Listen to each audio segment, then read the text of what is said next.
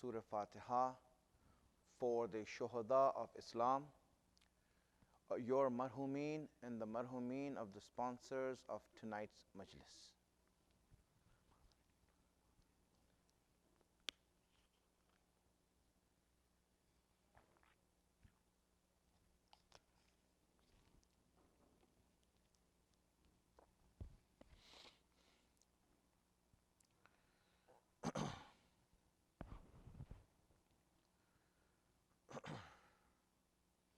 Hasbunallahu ni'mal wakil, ni'mal mawla wa ni'mal nasir.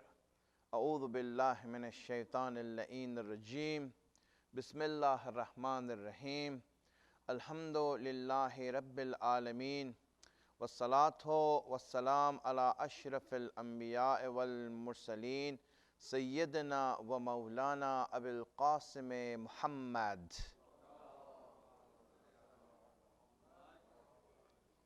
وعلى آله الطيبين الطاهرين المعصومين سيما بقية الله الأعظم روحي وأرواح العالمين له الفداء رب اشرح لي صدري ويسر لي أمري واحلل عقدة من لساني يفقهوا قولي. The subject is real Islam and differentiating that from fake Islam. And the reason we are discussing this is because Imam Hussein stood up to stop the distortions in Islam, to stop people from making different versions of Islam. That was basically happening at the hands of the Khulafa and the rulers. Those who ruled Islam were changing the form and the shape of Islam. And Imam Hussein stopped that. Now, that doesn't mean that there's not going to be any more distortions in Islam. It doesn't mean that. There will be distortions, and there will be different versions of Islam, and there will be different ideas of Islam that are untrue and not what Rasulullah wanted, not what Ahlul Bayt had preached. That's going to happen. And in fact, it's going to increase more towards the end of times. And we will discuss about the end of times and how and what form and what shape Islam will take itself, or the fake Islam will come out and bring itself like that. But now, first of all, I just want to discuss today, why is it that people want to alter faith or religion or Islam? In particular Islam, in general religion. Why is it that people want to give their own version and their own take on things when it comes to religion? And everyone, you see that, for example, in every other field, whatever the experts of the field say, it's fine, it's okay, and that's what's accepted. And that's like the final line. But when it comes to deen and religion, everyone has their own take. And everyone has their own idea and their own opinion. Why is it? What are the reasons by which Islam is distorted or religion is distorted? That's what we want to find out. Well, there are three reasons for it, basically. Three reasons, major reasons for it. And the most important reason why religion is interfered with and changed is power. It is power.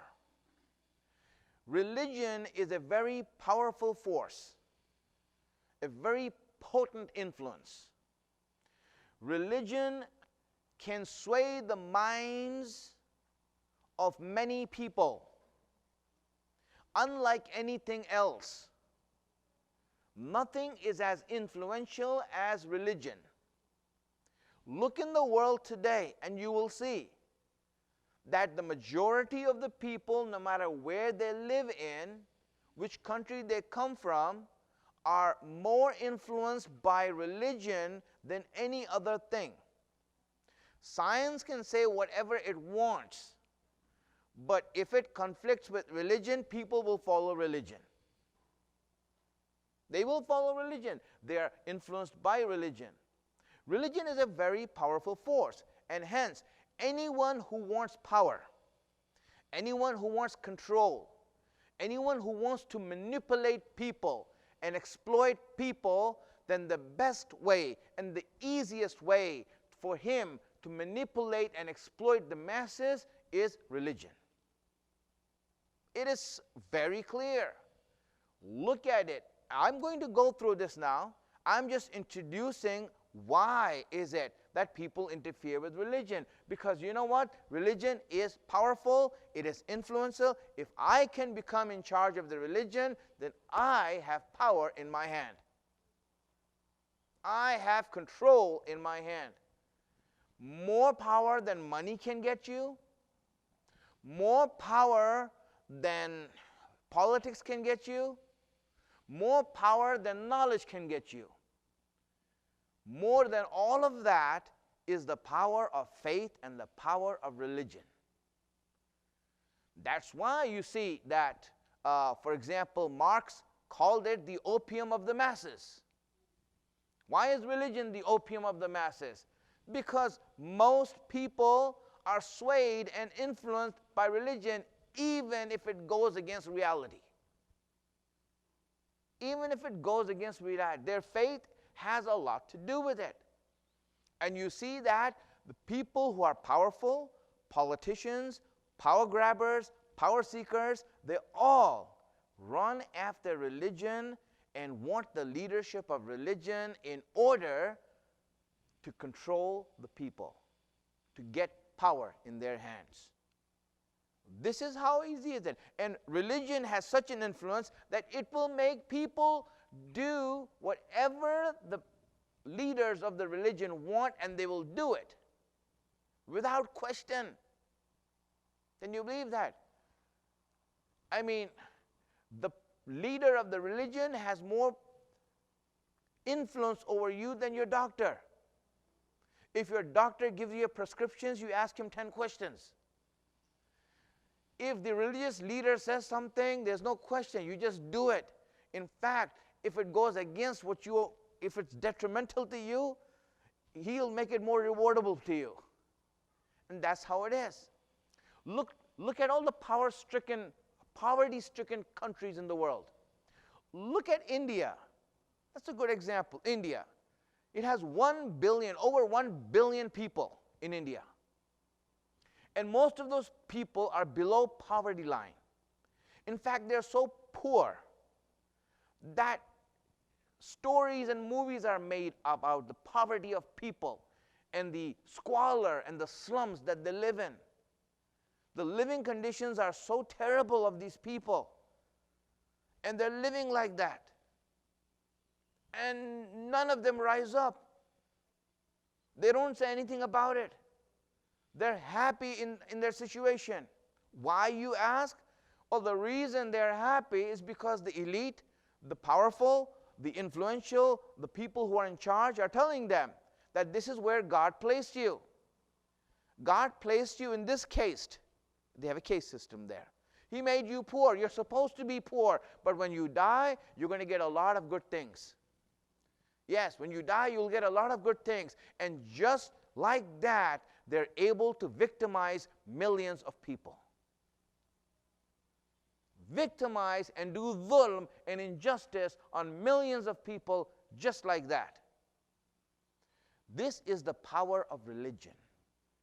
This is the power of religion. Now let me go to the Quran and speak from the Quran what it says. Surah Tawbah, ayat number 31. Allah says that ittakhadhu ahbarahum wa rahbanahum arbaban min dunillah. It says these people have taken their scholars and their holy men as lords, as arbab, instead of Allah. They took their leaders, their religious leaders, and their scholars and their holy men as lords to give them orders and commands instead of Allah. This is the characteristic of this sort of religion. Allah is speaking about people who are religious and follow these religious leaders, these holy men. Now obviously we are talking about fake religion. We're talking about fake Islam. I'll come to real Islam at the end. But Allah is speaking about, for example, here, the Christians and the Jews, and those religions there, that their leaders, their scholars, and their ulama had become so powerful that even when Jesus came there, the ulama who were there spoke out against that. They did not believe in Jesus. In fact, they had him killed. And they had that much power because they had influence over the people. The people can go along with it. This is the power of religion, my friends. Look at the church. The church ruled over Europe in the Middle Ages. In the Middle Ages, the whole of Europe was ruled by the church. And you know what? What is that period called? The Dark Ages. There's a reason for being it called the Dark Ages, because that was the most horrible time the people had faced in their history. In terms of persecutions, in terms of killings. They used to call it inquisitions. They used to call it witch hunts. And they would go after people and kill them in numbers in the name of religion. If a pope does something wrong and horrible and disgusting, people look at it, I mean the followers, they look at it and say, well, he's the pope. He's the pope. Now, if a politician had done something wrong, people will be up in arms against that. If a secular person had done something wrong, people will be up in arms against that. But if a holy man does it, if your scholar does it, then everyone is trying to make not just excuses, but saying, this is Islam. And hence, the influence of religion, my friends. Allah says that these people take these things, these leaders, instead of Allah. And religion makes you do horrible things, loathsome things, vile actions, and you would do it thinking that it's a good thing. Normally you won't. A sane person would not do crazy things. He would not go and hurt innocent people. He would not go and kill innocent people. But religion makes you do that. For example, look at grand groups like ISIS and Taliban. Look at these groups. They go out and kill innocent Muslims. Innocent Muslims. They burn people alive in the name of religion, and they do it to earn heaven and the pleasure of Allah. How are you doing that? In what sense can you make yourself do that? It is the power of religion. The power of faith is a very harsh force, and it's a very strong force. It is very difficult. It's very detrimental, the power of religion. If it's in the wrong hands, it could be devastating for society. And that's the thing. Even Islam. If Islam is in the wrong hands, it is devastating for a society. Salawat ala Muhammad wa ala Muhammad.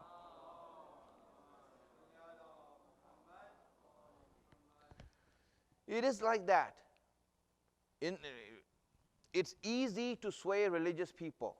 You just have to, and what I mean by religious people are those who follow fake religions. Because real religion and real Islam doesn't make a person, a follower, a fool. Rasulullah said, Al-mu'min qayyis. Mu'min is sharp. Mu'min is smart. He's never fooled by anyone. No one can just come along and just take him for a ride. People can't do, a mu'min is not like that. That's easily fooled by others. He's very smart. He knows what's happening around him, and he can see it. This is a believer. A mu'min is like that. So that's real Islam. We will get to that. But fake religion and fake Islam is like that. It makes fools out of people, and they will do whatever it takes. And you know what? Even if a person who has nothing to do with their religion becomes their leader, it's okay. I mean, imagine Yazid. I told you Yazid became leader. He did everything against Islam, but he's still the leader. And I told you also that the leaders who came after Yazid were so shameful, were so disgusting, that, I mean, it was very hard for history to square this circle. I mean, people looked at them and said, listen, this cannot be Islam. I mean, you had leaders there, khulafa, who used to say that they are the successor of the prophets who came after Yazid. I'm not talking Yazid. Yazid just used to drink. The ones after them had a swimming pool full of wine that they would dive into. They would dive into the wine and they will drink it while inside there. And the history book says that you can see a change in the level of the water, of the wine.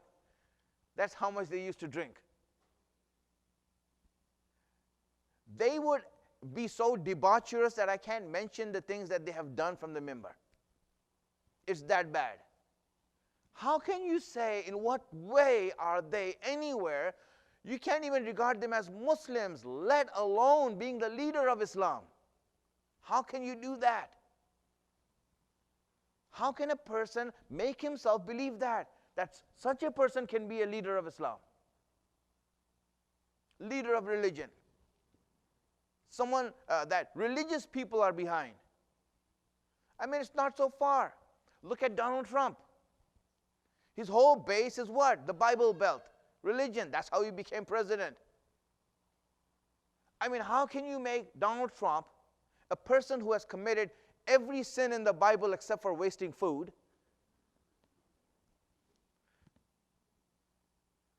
a religious head figure?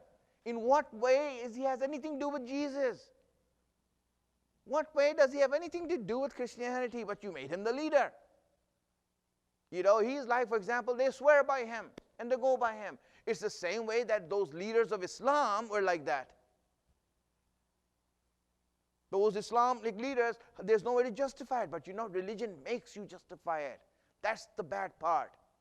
Fake Islam makes you justify that. And that's what we want to see. But you know what? Not everyone is like that. Let's look at another ayat from the same chapter, 3 ayat later, of what Allah says. Just says salawats.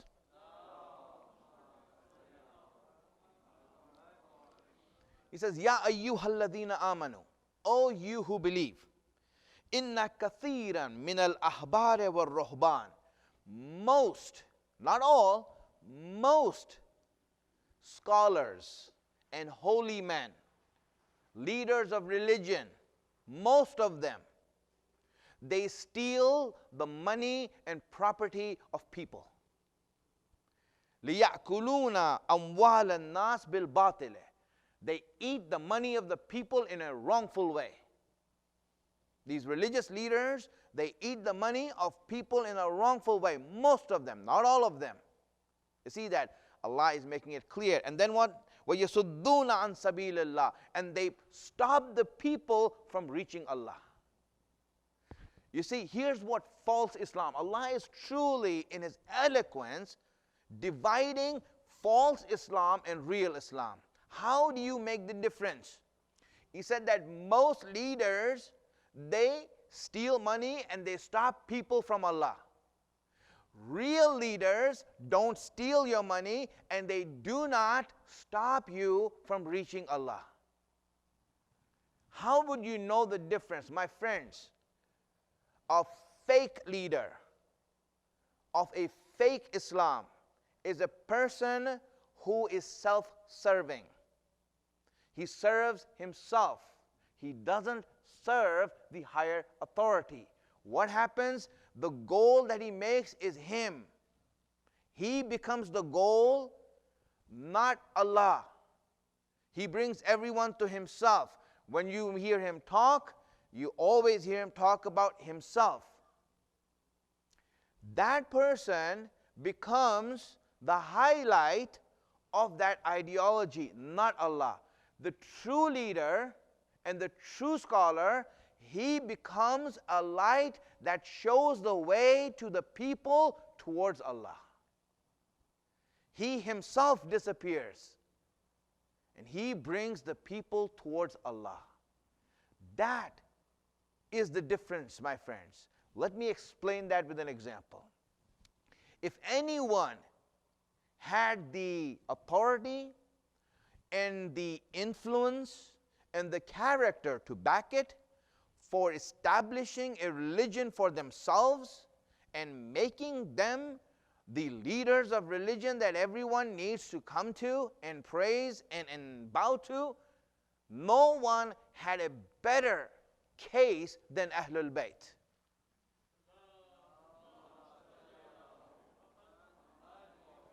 No one had a better case than Ahlul Bayt. Who, if Imam Ali had said to the people, and Imam Ali, that person whose life itself is a miracle, it's a mu'jiza. His life is a mu'jiza. Why? Because just looking at it simply, you don't even have to go in detail. Show me a scholar who's a warrior. Show me a warrior who is a holy person and pious. Show me a pious person who's in politics.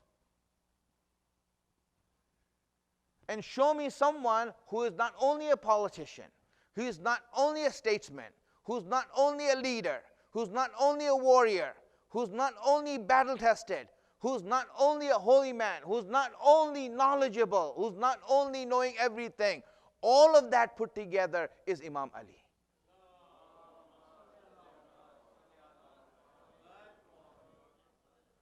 And if Imam Ali had stated to the people and said that, listen, you all follow me and bow before me, you know, everyone would have done that. Everyone would have done that. The things that Imam Ali did was so miraculous and so amazing that the people who saw it couldn't believe their eyes. Look at Khaybar. Imam Ali alone, one person, attacked a fort, ran up to the wall under a barrage of arrows. When they shot the arrows at the oncoming onslaught, the sky was filled like a cloud of arrows coming towards Imam Ali. He went past those arrows, came to a gate that took many men to just move, took that gate alone single-handedly and flipped it over, unhinged it, and flipped it over and threw it on the ground. Everyone saw that. They were so amazed, looking at what Imam Ali had done. Looking what Imam Ali had done, everyone was like an established. The Jews and also the Muslims. The Muslims were like, wow, amazing.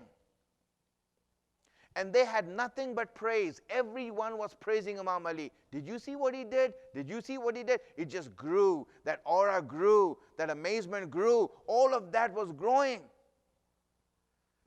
Now, I'll stop you here and give an example. So you can just suppose it. Compare it, all right? You know, and you'll see that. You know, if we do something good,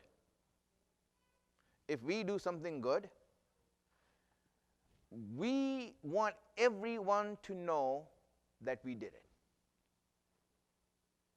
Not just people, you know. For example, let's say I wrote a book about Islam.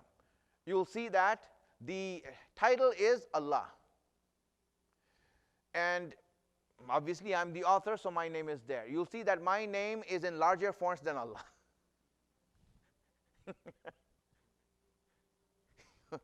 I wrote the book, you know. Now, the book might not be worth anything, you know? But still, my name is bigger than the book itself. And it just happens like that. You know, have you ever heard that story about the Pakistani guy who lived in England and wanted to go back to Pakistan and stood in the election there? Have you ever heard that story before? You know, it's about this Pakistani guy who's a doctor and very rich. He lived in England and earned a lot of money, but you know, living in the West, you're always a second-hand citizen. You're not truly a Westerner, you know. You're an immigrant, right? So it's always like that. You never get the respect, in other words. So he decided, you know what? Nothing is like home. I'm going to go back to Pakistan. And I'm going to stand in the election there. And I'm going to, you know, give back to my people. Very good. So his old friend that he had from high school, right? He made him the campaign manager. I'm going to make this short, right? His friend said, all right, no problem. Let's go on a campaign and we'll get you elected. All right, very good. So they go, and you know what? And as he sees him, right, he comes in a three-piece suit, Armani. The friend looks at him and says, listen, you know, this is not going to fly in Pakistan. You go around like this for an election, no one's going to elect you. You need to come in some home clothes, you know. People need to know that you're from Pakistan. You're not some foreigner coming here. You know, you need to wear something. He says, but I don't have any, you know, Pakistani clothes, you know, shalwar kameez and this and that. He says, don't worry. I have lots of them. I'll give it to you. So the friend gave him the shalwar kameez. He gave him the shalwar kameez. He said, you wear this and let's go for the campaign. They go to the first village. He's going to campaign over there. And so he says to his friend, you go and introduce me. The friend goes up there and starts introducing him. He says, this, mashallah, he is Sayyid, he is this, he came from England and he has been here, he's the son of Pakistan and he's rich, he's going to make hospitals here, everything here and all these things. And the shalwar kameez he's wearing is mine. You see, of all the contribution to the campaign, the one contribution that he made was the shalwar kameez. And he had to make the people notice that. That is his. The friend told him, hey, listen, don't say that. Don't say it's yours. Okay, next stop comes, he says the same thing, and this time he says the shalwar kameez that he's wearing is his. And the friend is like, listen, get off the shalwar kameez, will you? Just get off the shalwar kameez. You know, neither you nor me. Okay, fine. The next stop comes, he goes there, and the friend, he goes up there, gives the same speech, and then this time he ends it and says, listen, this shalwar kameez he's wearing, we don't know where it came from.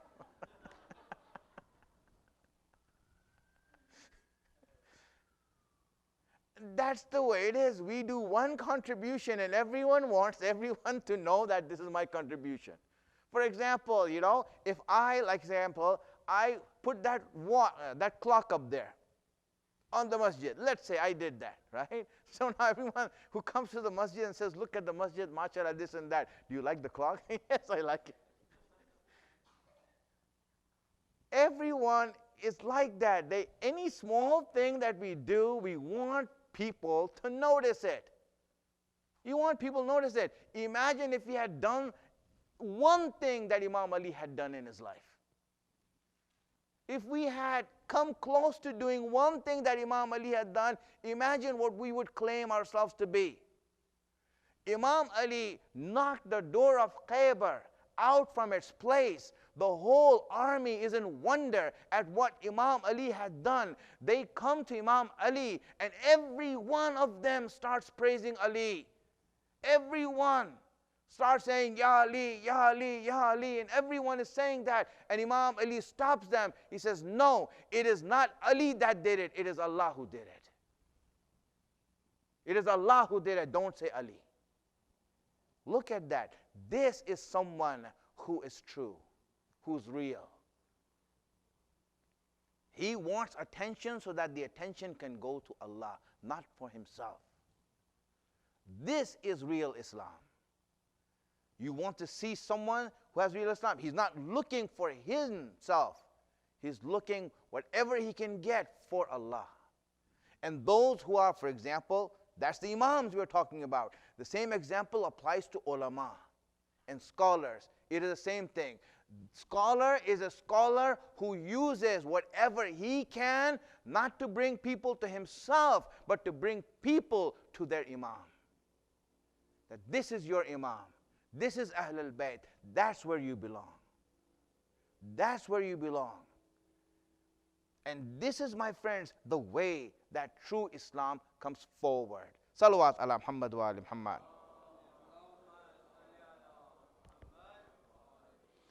So let's go back to that hadith I mentioned from Rasulullah, the first day. Let me just go back to that hadith and relate this to this topic that we're talking about right now. Remember that hadith Rasulullah said, we started off with this hadith where Rasulullah said that after me, Islam is going to be ripped apart into pieces. And every piece that is thrown away in the garbage, a fake piece is going to be put in its place. And people are going to follow the fake pieces and the fake Islam. And then after that, I didn't mention what's come after that. After that, Rasulullah says, in the same hadith, why? Why would they distort religion? Why would they take away real Islam and put fake Islam over there? Why are they doing that? He says, فَأَوَّلُهُنَّ نَقْضَ الْحُكُمِ. They do it because of power. The first reason for distortion of religion is power. People want power. They run after power.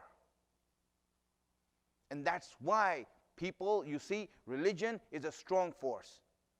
If it's in the hands of the wrong people, it will create havoc. It will create destruction. That's why it's so important for us to know how to make the difference. You know, Saqifa, the Rasulullah's body was still warm after his death. And the power grabbers and power seekers and politicians had ran away and gathered in Saqifa. Gathered in Saqifa, and all this one place called Saqifa, and they gathered there to steal power, to get power. Who's going to be the power? Who's going to be the leader? Rasulullah still hasn't been buried yet. They all know that Imam Ali is the leader. They all know that Imam Ali is the leader. Ghadir just happened a couple of months ago. And here they are already backstabbing the Prophet, going away from his dictates, and making up their own deen. That's what's happening. They're making their own deen in Saqifa. And when they did that, my friends, they took charge of the religion. Yes, they took charge of the religion. And religion is a powerful force. And people who were scumbags and who were cowards, gutless and spineless, became strong. That's what religion does. It makes gutless people, cowards, very strong. Do you want to see how? Look at it. People who were unable to go and take part in any battle, cowards, spineless, gutless cowards who could not fight in any battle, ran away from every battlefield, hid themselves away from every danger. Cowards like that now were strong enough to come to the house of Ali and Fatima and burn it. How did cowards like this become so strong? Where did they get the strength from? That they can come to the house of Ali and burn his house. What made them that strong? friends, religion has that power. And people use religion to put down truth. Real religion makes the people strong. Real Islam makes the people strong and brings them up. When people come around Imam Ali, weak people, when they come around Imam Ali, they become Abu Dhar. They become Miqdad. They become Qambar. That's what true Islam does. It builds people. It makes them stronger. And here you see people like that. Who are these people in front of Imam Ali? They have all seen Imam Ali fight. He can fight a whole army single-handedly. How did they become so strong to even stand up in front of him? If Imam Ali would sneeze, they would pee in their pants. And now they have come here to stand up in front of him and abuse his family? This is, my friends, this is something to think about now. That's what we want. Real Islam and fake Islam, that's the difference. Fake Islam, you see, those are leaders who grab religion to make influence over you, to put you down, and to not make you go any higher and think for yourself. Real Islam is that which makes you think for yourself and wants to make you that amazing star. That is the true goal of Allah. That is the true goal of Ahlul Bayt. Ahlul Bayt wanted people to grow, not to just dominate over them. But the people of fake Islam, one of the things to note about them is that they are cowards. The only strength they have is because of this religion, not themselves. They have no strength inside themselves. They have no faith in Allah. The people who came to kill Imam Hussein were not honorable people, were not even decent people. In fact, they were such low lives and such despicable people. That's why Karbala had such horrible and vile scenes. When you look at what happened in Karbala, why do you think that such horrible things happened in Karbala? If the people facing Imam Hussein were decent people, if they're honorable people, they wouldn't be doing that. They would just kill and that's it. They wouldn't do more than that. But when you have disgusting low lives who fight in packs, who come like a group, a gang, then you know what? They don't have any honor in their fight. They have no decency in their fight. And this was the Masaib. This was the true tragedy of Imam Hussein in Karbala. You want to see why all this horrible tragedy happened? Because of this reason. They had no honor in their fight. They were not respectable people. They were not decent people also. Ali Akbar, when he was hit from the backside and the spear went inside his chest, that force and that blow threw him. It didn't throw him off of the horse. He went unconscious. He was out cold. And his head hit the head of the horse. And it just stuck there. He didn't fall off the horse. He was just stuck there. Now the horse, instead of going back to the tents of Imam Hussein, it went into the ranks of Yazid's army.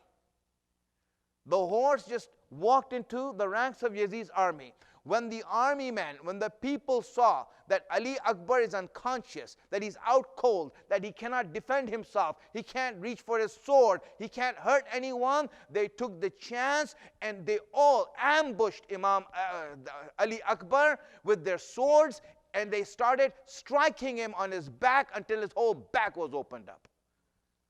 No one was there to stop it. Why are you doing this to Ali Akbar? He is unconscious, let him go. But no, these were indecent people. These were vile people. They would strike someone who's defenseless.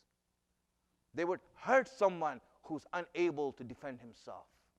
These are the people Imam Hussein was surrounded by. And that's why today when we talk about the children of Imam Hussein, you know, the children of Imam Hussein, every one of them is raring to go to the battlefield. They all want to go. They all want to give their offering and sacrifice for their Imam. Children. They want to go and they want to sacrifice for the Imam, little ones. But Imam Hussein is afraid. He says, I know I'm sending these children, but the people you're finding, the people you're going to face out there, they are not real people. They are disgusting people. They are disgusting people. You know why Imam Hussein brought all the shuhada back from the battlefield? Every one of them. Imam Hussein carried them back and he made a tent and he put all the shuhada in that tent. You know why Imam Hussein carried them back? Because he knew what would happen if he left their bodies there. He knew that these people would not leave the bodies alone. And Imam Hussein could not tolerate that. My friends, today I want to talk about Aun and Muhammad. Aun and Muhammad, the children of Zainab and Abdullah ibn Ja'far al-Tayyar. Children. Muhammad was 13, Aun was 10, around that age. These two sons of Zainab were left behind 2 times. Once in Medina and once in Karbala. They were left behind.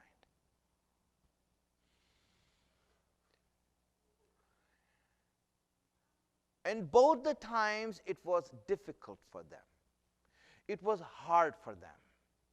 In Medina, they were left behind because when the caravan left, Bibi Zainab went with Imam Hussein. Aun and Muhammad were kept with their father Abdullah. And when the caravan left Medina, both of them felt lonely. All their friends have gone. All the people that they admired and loved are gone. They have no one to hang out with. They have no one to talk to. Qasim is gone. Ali Akbar is gone. They feel lonely. Abdullah sees their loneliness. He doesn't feel right. He wants to do something about this. It wasn't long that Imam Hussein had gone and his caravan had gone, that Imam Hussein told Abbas that, Abbas, stop the camp here. Stop the caravan. Hazrat Abbas said, but it's very early. We can go a lot more. Imam Hussein said, no, just stop the caravan here. Abbas said, do you want me to pitch all the tents? He says, no. Keep everyone on their camels except for mine. Take my tents out, I will be in the tent. Everyone will be in the camels. And when Imam Hussein was in the tent, he was waiting there. And he was waiting, he says, everyone asked him, what are we waiting for? He says, there's a guest that is coming. I have to take along everyone that Allah wants me to take along. And I have a guest that's coming who is going to be with us. I have some guests coming. And it so happened that Abdullah ibn Ja'far al-Tayyar came to the camp. He came to the camp and he came to Imam Hussein. Abdullah ibn Ja'far al-Tayyar had respect for Imam Hussein. He came to him and said, Mawla, my master, Amirul Mu'mineen, I have come here to see my wife, Zainab. If you give me permission, I will go and see her. Imam Hussein said, Abdullah, you don't need my permission. She's your wife. Go and see her. He pointed where she is. He went there. Abdullah came to the camel where Bibi Zainab was sitting on. He came to that camel. When Bibi Zainab saw Abdullah, her husband, come towards the camel, she was nervous that he might ask her to come back. You see, when Bibi Zainab got married with Abdullah, she made a condition for the marriage. She said that if a time comes when Hussein has to go somewhere, I'm going to go with Hussein. You cannot stop me. She made that deal with him. So when Abdullah came there, she did not allow Abdullah to speak first. She spoke first. Abdullah, if you came to take me away from Hussein, then you know I will not leave Hussein. You know that. I'm not going to go away from Hussein. I will be with Hussein. Abdullah, his head is bowed down. He says, Yabna Fatima, Bint Fatima. Oh, daughter of Fatima, who am I to tell you what to do? Who am I to tell you what to do? I will never have the audacity to say something like that to you. I just came to tell you that everyone has gone from there and everyone is going with Hussein.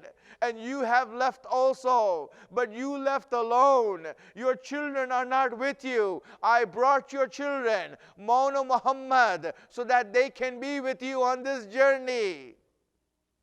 When Zainab heard that, she was thankful. And then at that point, Abdullah said, Zainab, I brought these two children, both of them to you, not one of them, both of them. Because if there is a time when Hussein is in danger and he needs sacrifice, sacrifice one of them for yourself, one of them for myself.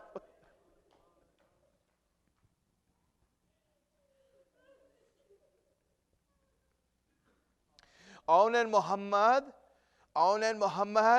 joined the caravan. Ali Akbar and Qasim came and hugged them, and they both now are with the caravan. The journey was difficult for them, but they did not care. The journey was difficult. The reason it was difficult, because Zainab would avoid any eye contact with them from that time onwards. She would not speak to them that much. Only when it's needed, she would speak to them. Why? Because to her, she doesn't want Hussein to feel that he would be ashamed one day in front of Zainab. No, Zainab wanted to show that Ali, that you two are my children, but you are my sacrifice now. I don't want any attachment right now. They kept that and they went like that until it came to the day of Ashura. I am hurrying this up so that we can come to Ashura and I can say what I want to say. Here, when they came to Ashura, when on the day of Ashura, when Ali Akbar went to the battlefield and died, everything changed in the camp of Hussein. Everything changed. When Ali Akbar's body came back, everything changed. He was the first from the family of Hussein to go and fight and die. When that happened, all the children now are all wanting to go and give their lives. Aun and Muhammad go to Imam Hussein and say, Maula, my uncle, please let us go. Uncle, let us go to the battlefield. Hussein says no to them. He says no to them. He keeps on saying no to them. He will not let them go. Now Zainab had told them that night that, listen, you leave this tent and don't come back in this tent. And when Ali Akbar came back, she didn't even want to see them. She said, why are you still alive while Ali Akbar is dead? Why Hussein's son is dead? Why are you still alive? And both these children can't go to Zainab. They can't go to Hussein. So they come and they sit in front of the tent and they start crying. Zainab hears these cries. She looks out of the tent and sees that Aun and Muhammad are sitting here. She says, why are you still here? Why didn't you go in the battlefield? He says, because our uncle, he doesn't allow us to go. He says, no, mother, if you can give us the permission, if you can ask him for the permission, then we will be so grateful to you. We want to go to the battlefield. Zainab puts on her hijab, tightens it, and then walks towards Hussein. She went towards Hussein and she says, Hussein, I want a few words with you. Imam Hussein had so much respect for Zainab that whenever Zainab wanted time, he would give time. He would give time. He says, yes, my sister, what can I do for you? He said, then she said, listen, these two children came. Well, they are the children of Abdullah ibn Jafar al-Tayyar. They're the children of mine. And these two children, I want them to go to the battlefield. Allow them to go. Imam Hussain says, no, I cannot do that. I cannot do that. Zainab looked at him and said, Hussein, if you are the son of Ali, I am also the daughter of Ali. My children are the same as Ali Akbar. If Ali Akbar has died, then my children are going to die also. Allow them to go. Imam Hussain said, no, I can't. Imam Hussain said, no, I can't. You know, then Zainab said, Hussein, how will I come face to face with Layla and Rabab? Tell me. I have to live with them. How can I face them knowing that their children are dead and my children are alive? Please, Hussein, allow On and Muhammad to go. Hussein says, no, I will not let them go. You know, after saying all of this, then Zainab said something that changed Imam Hussein's mind. Do you want to know that?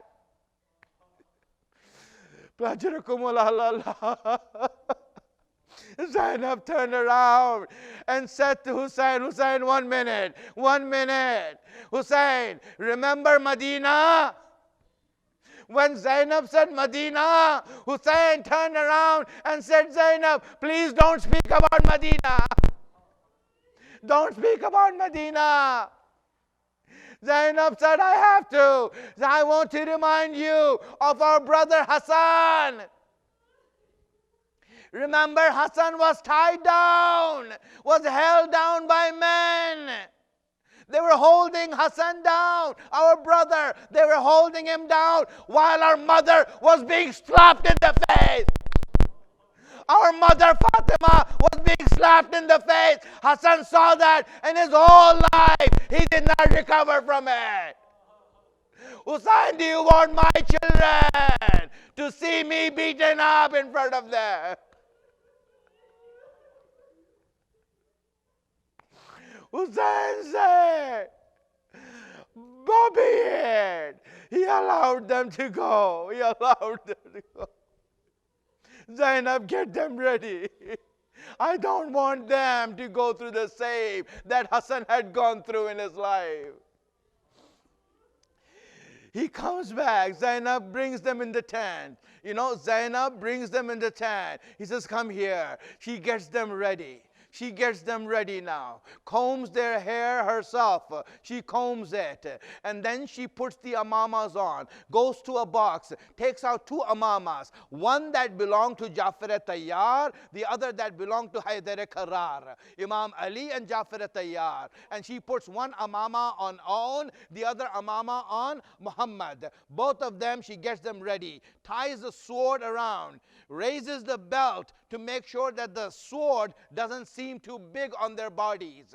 She then says, now it is time for you to go and sacrifice. And at the time they came out, just this, at the time they came out, Abbas and Imam Hussein were together. Imam Hussein and Abbas were together talking strategy. As they were talking strategy, On and Muhammad came out of the tent. When they both turned around and saw these little children in the amama of Imam Ali and Jafar al-Tayyar, Imam Hussein looked at that and said, what is this? Are we going to send children into the battlefield? Are we going to send children now? Imam Hussein broke down. Abbas held Imam Hussein. They came to these boys and they put them on the horses. Go, my children, go. See, Abbas was a trainer of On and Muhammad. He showed them how to use the sword. Both these children are not afraid. They go to the battlefield, and one by one, at first, it was Muhammad that goes. He goes there first and calls out to the people and says, oh, you cowards who want to fight the rightful Imam, you want to fight me? I'm here. Come and fight me. And then 20 people came to fight that one child, and each of them, he killed them. 20 people he sent to hell. And then by that time he was struck and he fell to the ground. And when he fell to the ground, then On went. Then On went. When On goes there and he calls out to the people to fight, they fight him and he falls down. And as he falls down, he calls to his uncle, Assalamu alayka ya ammi. My uncle, salam be upon you. That's it. Give your condolences now. My last sentences I'll make. You cry for Fatima. She's here to collect your tears. Give it to her. Know that she's here crying with you. Then both of them fell down. Imam Hussein, Abbas ran towards the battlefield, and they both got there. Muhammad was dead. On was still alive. They brought them inside. They brought them to the camp. They placed them down. Hussein came to Zainab and said, Zainab, your children have returned. Your children have returned. Zainab said, so be it. They have gone to Allah. They have gone as a sacrifice. Hussein said, Zainab, you know, all this journey that we were coming here, I have noticed that you did not speak to your children. You didn't say anything to them. You didn't say even a word of kindness to them. Please, Zainab, for my sake, On is still alive. Say something to him. Please come to him and say something. Zainab came to On. That child of hers, she saw that his body has been injured, beaten, brutally damaged. She looked at that and she looked at On, that little child of hers. She came close to him and On, looking up at his mother. All he could say, Aradita ya ummi, are you pleased with me, mother? And when she heard that, she said, yes, my son, yes, you have made me proud.